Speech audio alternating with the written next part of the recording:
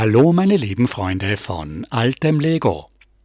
Heute geht es wieder weiter mit den Feuerwehrautos auf unserer Zeitreise durch die Lego-Geschichte.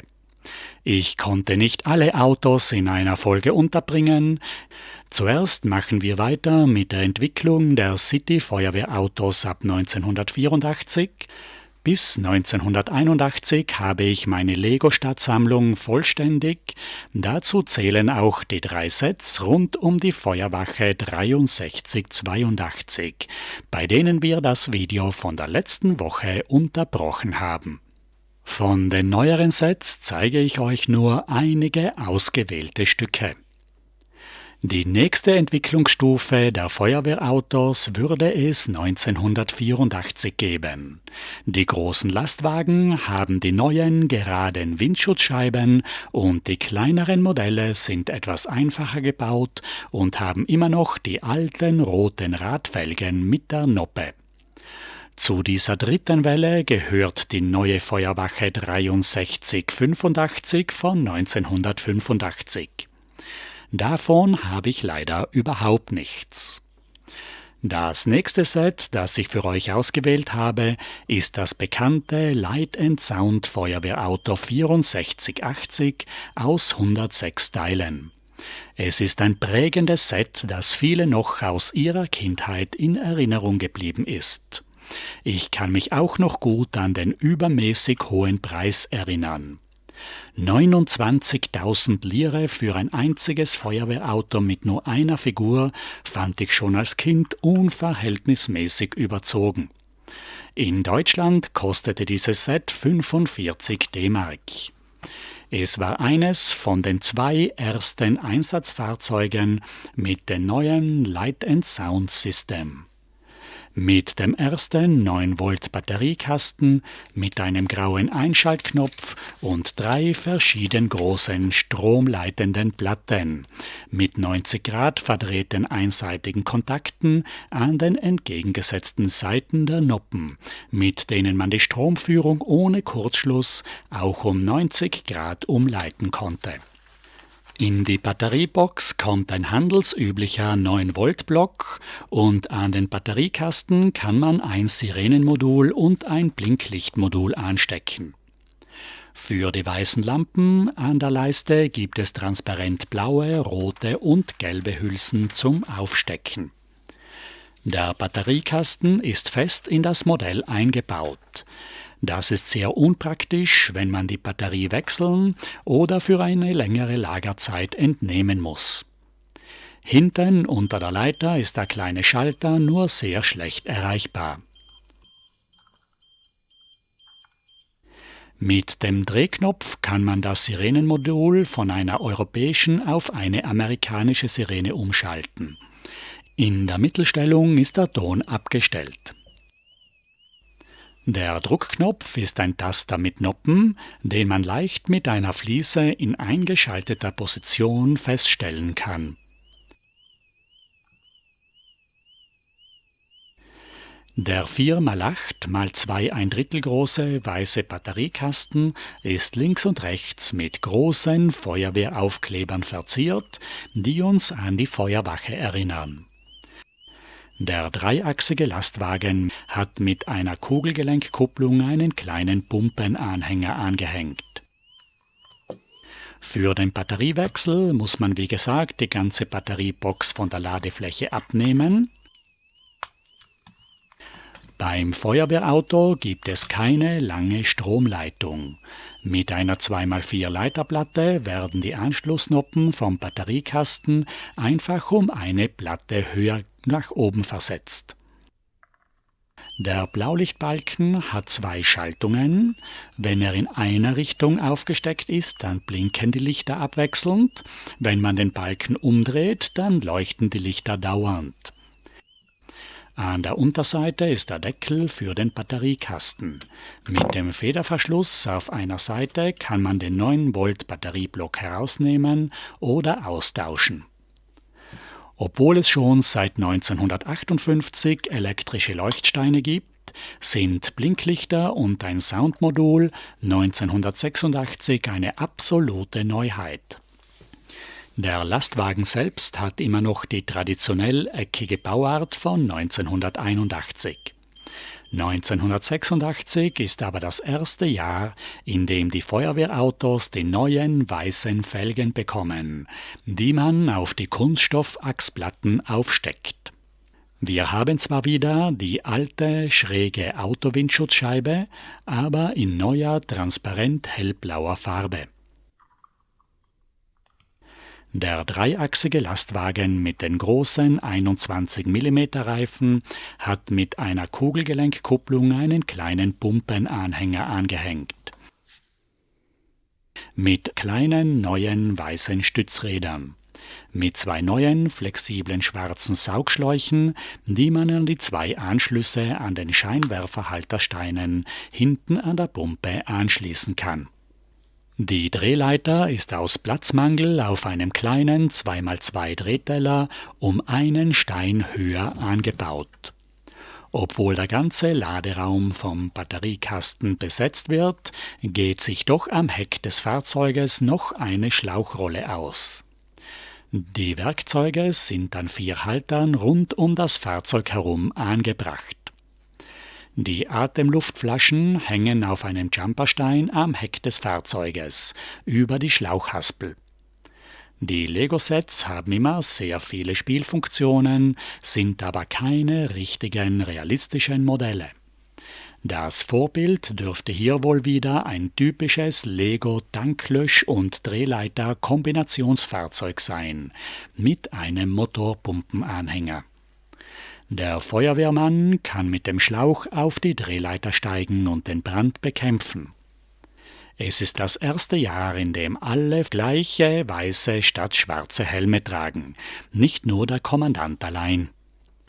Im selben Jahr 1986 gab es noch einen kleinen Kommandowagen 6612 und im Folgejahr 1987 die große vierachsige Teleskopmastbühne 6358, die trotz den neuen weißen Reifen immer noch zur alten Feuerwache von 1985 gehören.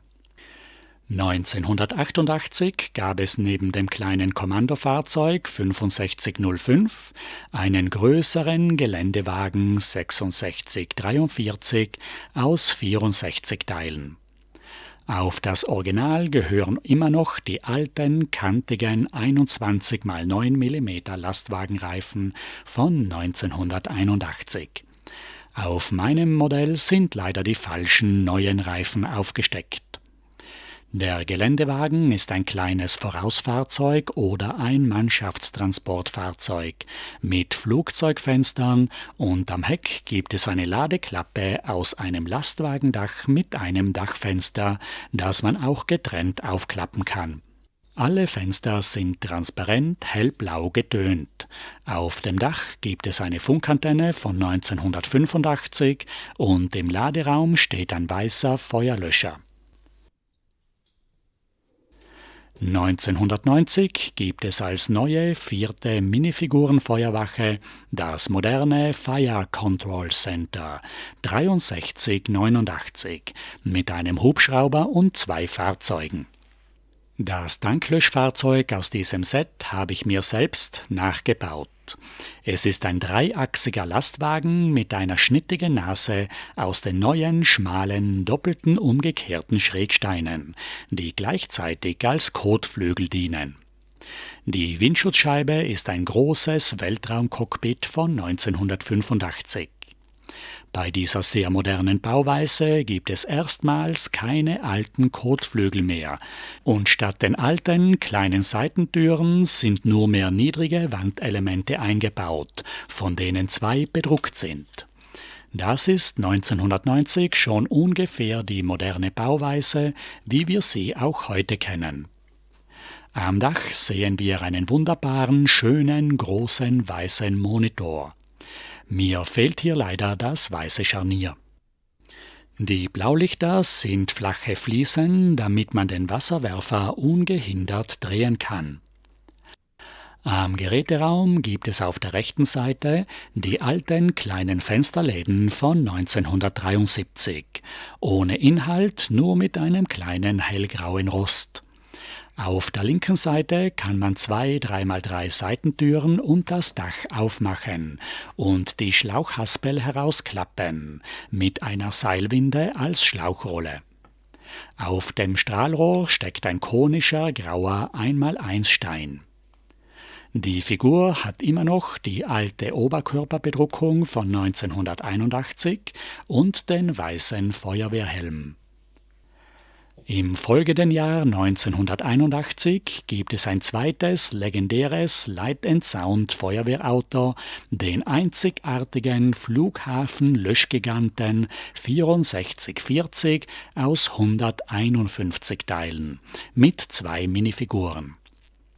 Das ist das erste und vorläufig einzige 6 Noppen breit gebaute Auto in der Legolandstadt. Für den Straßenverkehr ist es auf den 4 Noppen schmalen Straßen noch zu breit. Die 6 Noppen breite Windschutzscheibe gab es auch schon beim Trans-Europa-Express von 1980. Das Dachfenster ist ein neueres Teil von 1986. Das Dach wird nach vorne aufgeklappt. Mich stört bis heute, dass in den 6 Noppen breiten Fahrzeugen immer noch nur eine Figur ganz unrealistisch in der Mitte sitzen muss. Am Dach gibt es einen großen gelben Wasserwerfer aus einem Bügel mit 2 gelben Kelchen als Strahlrohre und mit einem Scheinwerfer auf einer Werkzeughalterplatte. An der Front gibt es eine schöne Klappe und dahinter 2 Wasserwerfer aus 2 konischen 1x1 Steinen. Auf den Seitentüren und auf der Seitenwand sind Aufkleber mit der Fahrzeugnummer 5. Am Wandelement ist das Flughafenlogo aufgeklebt. Im Geräteraum hat vor dem 9V Batteriekasten vorne links noch eine Schlauchrolle und rechts ein 2x3x2 Kasten mit einer roten Tür Platz. Im Geräteraum steht links und rechts ein gelber Feuerlöscher und hinten hängen 2 schwarze Äxte. Auf der kleinen Schlauchrolle ist wieder ein Schnurschlauch mit einem Strahlrohr aufgewickelt. Dieses wunderschöne Set hat viele Spielfunktionen mit dem Fahrzeug, mit den Figuren und mit den Werkzeugen. Das Light & Sound Modell ist wieder mit dem üblichen Soundmodul mit den 2 Sirenenklängen ausgestattet. Und der 4 Noppen breite Blinklichtbalken hat bei diesem 6 Noppen breiten Flugfeldlöschfahrzeug eine besonders interessante Baulösung erhalten. Statt den farbigen Blinklichtabdeckungen sind auf den 2 Lampen einfache, transparente 1x2 Schrägsteine aufgesteckt. Je nach Geschmack kann man beim Modell die roten Blinklichter leicht mit transparent blauen Schrägsteinen ersetzen. Die Regenbogenlinien aus den Grundfarben erinnern an das alte Lego-Zusatzlogo der 60er Jahre. Dieses Flughafenlogo finden wir auch auf den Oberkörpern der 2 Figuren aufgedruckt, die wieder schwarze Feuerwehrhelme tragen wie anfangs 1978. Im selben Jahr 1991 ist noch ein schönes zweiachsiges Drehleiterfahrzeug mit Pumpenanhänger 6593 aus 114 Teilen herausgekommen. Beim Auto sind die Kotflügel im Unterbau wieder mit umgekehrten Schrägsteinen ausgestaltet. Die Scheinwerferplatten sind liegend eingebaut. Hinter der Kabine gibt es eine Schlauchrolle mit dem alten Feuerwehrlogo in einer neuen Wappenform. An beiden Seiten sehen wir graue Scheinwerfersteine als Schlauchanschlüsse. Auf der Ladefläche ist ein großer 4x4 Drehteller mit einer Drehleiter angebaut. Links und rechts sehen wir weiße Werkzeughalter für Axt und Funkgerät. Der Pumpenanhänger mit den kleinen Rädern hat kleine weiße Stützräder und ist auf einer Lastwagenkabinengrundplatte mit Kotflügel aufgebaut. Auf der hinteren Abdeckplatte ist ein viereckiges Feuerwehrlogo aufgedruckt. Die Abdeckung kann man aufklappen und darunter liegen die 2 Scheinwerfersteine als Schlauchanschlüsse für den flexiblen grauen Schlauch, der mit 3 Haltern rund um die Pumpe herumgelegt ist. Mit dem Schlauch kann man die Pumpe am Fahrzeug anschließen. Der Feuerwehrmann steigt aus der Kabine aus, nimmt sich das Strahlrohr von der Schlauchrolle und steigt auf die ausziehbare Leiter hinauf. Neben diesen 2 großen Feuerwehrautos mit den alten Reifen gab es 1991 auch schon ein Set mit der Nummer 1656 mit den neuen Reifen, die ich vorher schon fälschlicherweise am Geländewagen montiert hatte. Der neue Geländewagen, das zweite Fahrzeug in diesem Set neben dem Tieflader, hat eine neue Motorhaube, die wir dann auch wieder im Jahr 1994 sehen. In diesem Jahr kam nämlich die nächste Feuerwehrwelle heraus, mit erstmals neu bedruckten Feuerwehrfiguren in schwarzer und grauer Farbe und mit der 5. Minifigurenfeuerwache Nummer 6571. Vom darauffolgenden Jahr 1995 habe ich hier das Kommandofahrzeug 6525 aus 46 Teilen. Diese Motorhaube von 1991 ist ein neues Bauteil, ein einfacher 3x4 33 Grad Dachstein, der mit einem Kotflügel kombiniert ist. Es ist eine niedrige, flache, verlängerte Windschutzscheibe eingebaut. Vorne und hinten am Wagen gibt es einen Aufkleber. An einem Werkzeughalter am Heck steckt eine lange Funkantenne von 1990. Die Bauanleitung, die ich euch hier zeige, ist ein einfaches Faltblatt. Mit der Feuerwehrwelle von 1994 gibt es neu bedruckte Figuren. Auch die Köpfe sind jetzt mit Schnauzbärten verziert und das spitze Flammenwappen findet man auch auf einigen Helmen. Ganz neu bei der Feuerwehr von 1994 ist die Atemschutzausrüstung mit einer neuen Tauchermaske, in die man ein Helmvisier einhängen kann. Die hintere Rille der Atemschutzmaske passt genau auf die Anschlüsse der alten Atemluftflaschen von 1978, die jetzt gelb anstatt grau sind. Über der Atemschutzmaske passt genau der Feuerwehrhelm auf den Kopf. Jetzt kommen noch 2 Junior-Sets. Zuerst das Town Junior Kleinlöschfahrzeug 6407 von 1997 aus 21 Teilen für kleinere Kinder von 5 bis 10 Jahren auf einem neuen langgezogenen 2x8 Fahrzeugachsstein ist ein kleines Auto gebaut mit einem bedruckten Dachstein als Motorhaube, es fehlt der Autositz, hinten steht eine alte Schlauchrolle von 1981 mit dem seitlichen Feuerwehrwappen wie bei der Drehleiter von 1991.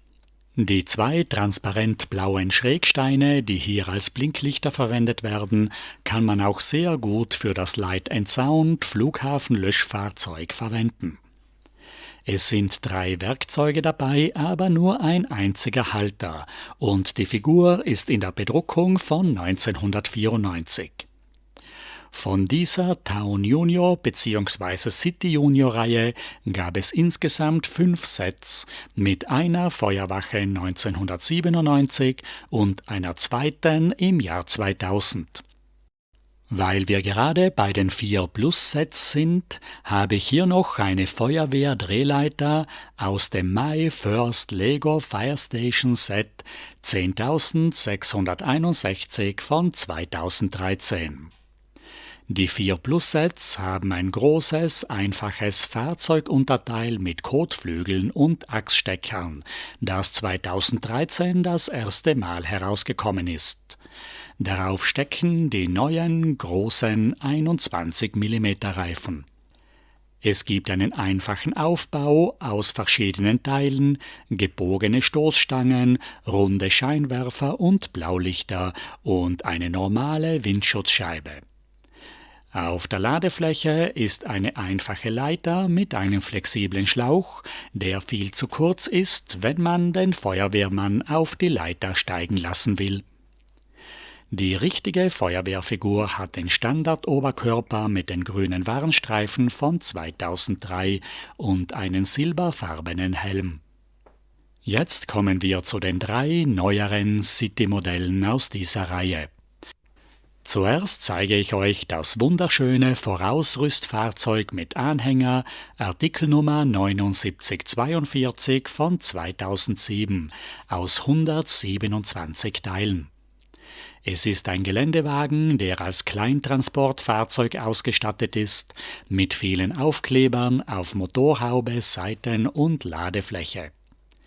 Am Geländewagen ist ein einachsiger Anhänger angehängt, mit denselben Kotflügeln, Reifen und Ladeklappe wie der Geländewagen. An der langen Deichsel steckt ein Werkzeughalter, den man als Stütze verwendet. Der Geländewagen hat eine wunderschöne Bauform mit grauer Stoßstange, weißem Kühlergrill, Blaulichtern unter den Scheinwerfern, einen Blaulichtbalken am Dach, an der Ladefläche eine Rückwand, die man herunterklappen kann, und auf die Ladefläche kann man das Stromaggregat mit Scheinwerfer und Werkzeug vom Anhänger aufladen. An der Seite der Kabine gibt es noch 2 Werkzeughalter. Der Anhänger hat hinten dieselbe Bordwand wie der Geländewagen. Unter der Ladefläche ist eine Schlauchrolle integriert mit einer langen Schnur und einer gelben Zapfpistole als Strahlrohr. Im vorderen Teil des Anhängers ist ein großer Geräteraum integriert mit Schaltflächen an der Oberseite. Vorne gibt es 2 Halter für Atemschutzausrüstung und Feuerlöscher und an den Seiten 2 Postkästen zum Aufklappen, in die genau die Atemluftflaschen hineinpassen.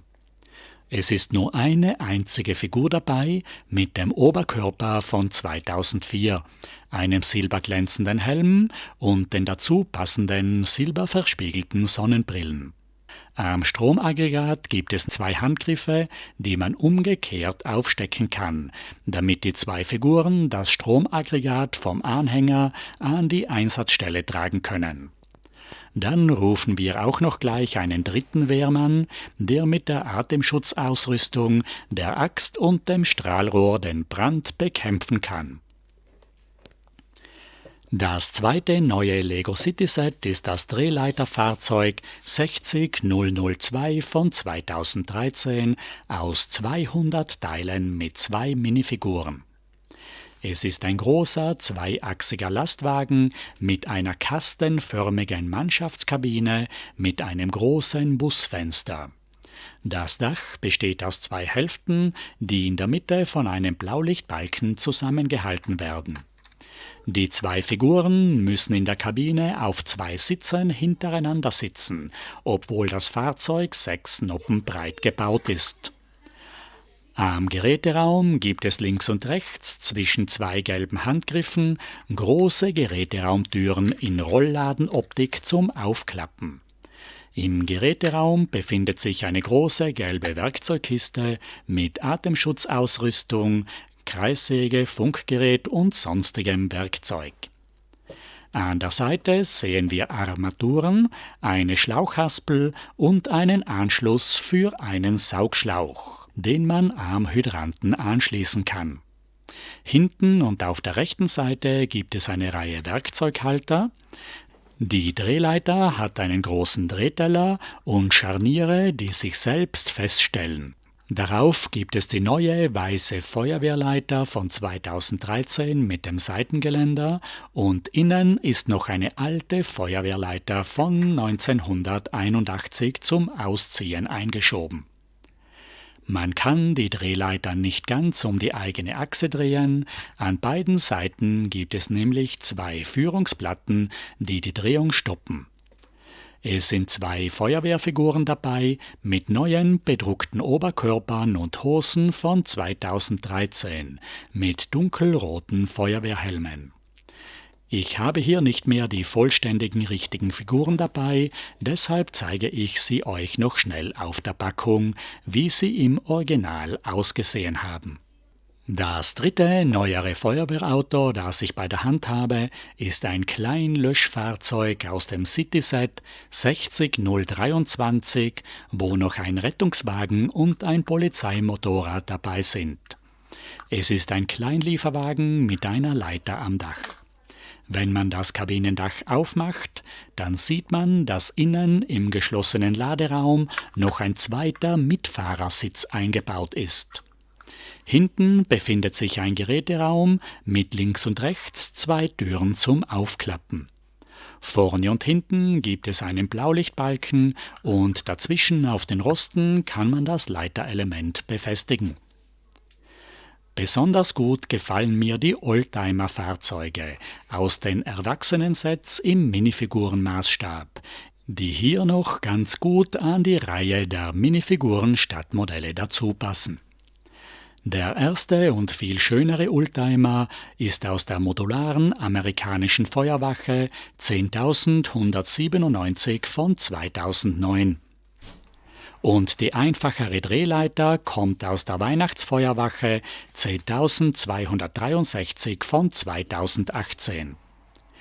Der Oldtimer aus der modularen Feuerwache ist ein zweiachsiges, klassisches amerikanisches Löschfahrzeug der 30er Jahre. Es hat eine geschwungene, leicht stromlinienförmige Karosserie mit einem geneigten Kühlergrill aus dem Indiana Jones Set von 2008. Stoßstangen, Scheinwerfer und Motorhaube sind wunderschön gestaltet, aber die seitlichen Kotflügel schauen eher etwas plump aus. Auf der Ladefläche sind seitlich 2 Saugschläuche, hinten 2 gelbe Feuerlöscher und rechts eine Leiter aufgehängt. Im 6 Noppen breiten Fahrzeug sind mit Jumperplatten 2 Autositze nebeneinander angeordnet und dazwischen gibt es auch noch einen Ganghebel. 2 Figuren können bequem nebeneinander sitzen. Das schaut wunderbar realistisch aus. Ich würde mir so eine Baulösung auch bei den anderen üblichen 6 Noppen breiten City-Fahrzeugen wünschen, dass der Fahrer nicht immer nur mittig sitzen muss wie in einem kleinen Tretauto. Hinter den Sitzen gibt es 2 Halter, einer für die schwarze Feuerwehraxt und hinten neben den linken Fahrersitz stellt der gelbe Technikachsverbinder wahrscheinlich einen Schlauchverteiler dar. Auf dem Bügel hinter den Sitzen ist ein rotes Blinklicht angebaut. Der silberfarbene Feuerwehrhelm ist besonders schön, aber die Standardoberkörper der Feuerwehrleute sind eher enttäuschend. Mit den Reflexstreifen und dem kleinen Funkgerät an der rechten Brust, das es in den 30er Jahren sicher nicht gegeben hat. Die Feuerwehrfiguren haben Haarteile zum Auswechseln, es ist eine Frau dabei und ein Koch. Und hinten im Feuerwehrauto fährt auch ein kleiner Schäferhund mit, wieder nicht ein Dalmatiner, der ein typischer Feuerwehrhund der amerikanischen Feuerwehr wäre. Ein sehr gelungenes Auto mit vielen gut platzierten Details, das zum Weiterbauen einlädt. Bei der Weihnachtsfeuerwache 10.263 von 2018 sind die schöner bedruckten Figuren dabei, die ich leider nicht habe. Das Auto ist viel einfacher gebaut, es hat einen besonders einfach konstruierten Unterbau, aber die Frontpartie und die Kotflügel sind hier besonders gut gelungen und die Aufkleber sind eine große Bereicherung für dieses kleine Modell. Wir sehen hier das alte Standardlenkrad und es fehlen leider die Autositze. Die Schläuche stehen an der Seite viel zu weit vor. Auf der Hinterseite haben wir 2 rote Rücklichter und ein gelbes Kennzeichen und 2 Werkzeughalter für Schraubenschlüssel und Feuerwehraxt. Die Leiter kann man mit einem Scharnier aufklappen und mit einem Drehteller 360 Grad drehen. Es ist aber nur ein einzelnes, einfaches, altes, flaches Leiterelement dabei. Hier hätte die 16 Noppen lange Leiter mit dem Geländer perfekt gepasst, die es ja schon seit 2013 gibt. Oder mindestens noch ein zweites Element, damit man die Leiter ausziehen kann. Hinter dem Fahrersitz steht noch ein dunkelblauer Werkzeugkasten.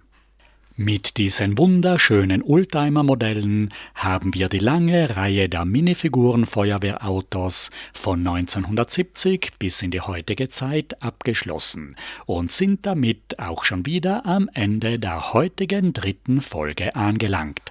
Ich genieße es einfach, die alten Sets zu vergleichen und habe damit im wahrsten Sinne des Wortes einfach zu viel Zeit verspielt. Ich wollte heute eigentlich noch unbedingt die Lego Duplo Spielwelt unterbringen, aber wenn ich das Video heute noch fertig bekommen und hochladen möchte, dann geht sich das einfach nicht mehr aus. Entweder ich mache eine 4. Folge für die Duplo Feuerwehr oder ich lasse sie einfach ganz weg. Für heute bedanke ich mich bei euch allen, dass ihr zugesehen habt und wünsche euch allen noch ein wunderschönes Wochenende. Auf Wiedersehen!